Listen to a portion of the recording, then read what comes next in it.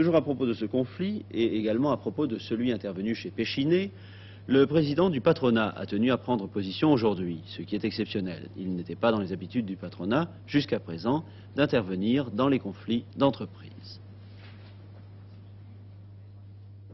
Il y a incontestablement, à travers les conflits actuels ou récents, des aspects nouveaux qui nous apparaissent et qui présentent un caractère, mettons, préoccupant ou inquiétant. J'en citerai trois. D'abord, une certaine tendance à la radicalisation. Qu'est-ce que cela veut dire? Je crois qu'on peut l'exprimer en disant la volonté délibérée de pousser une affaire jusqu'au bout, en dehors d'un souci réel de négociation, pour voir finalement qu'est-ce que ça donnera.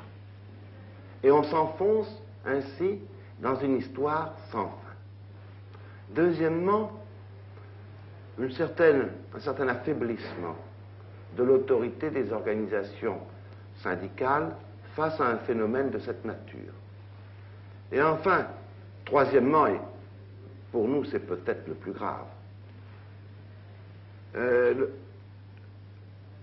un désintéressement, et je dirais plus, une atteinte concertée apportée à l'outil de production.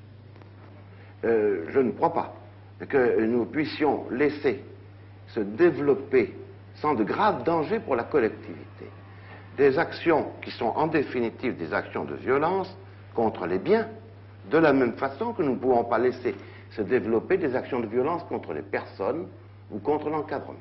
En fait, fondamentalement, qu'est-ce qui explique aujourd'hui la prise de position du patronat français? Eh bien, c'est cette idée tout à fait profonde que notre pays ne peut poursuivre son développement que dans le respect de la légalité des hommes et des instruments de production. À partir du moment où, sur ces trois points, il y a des décrochements d'importance significative, nous disons attention. Car si on y prend garde, c'est toute la suite qui est mise en cause, c'est-à-dire la possibilité du dialogue et du progrès social.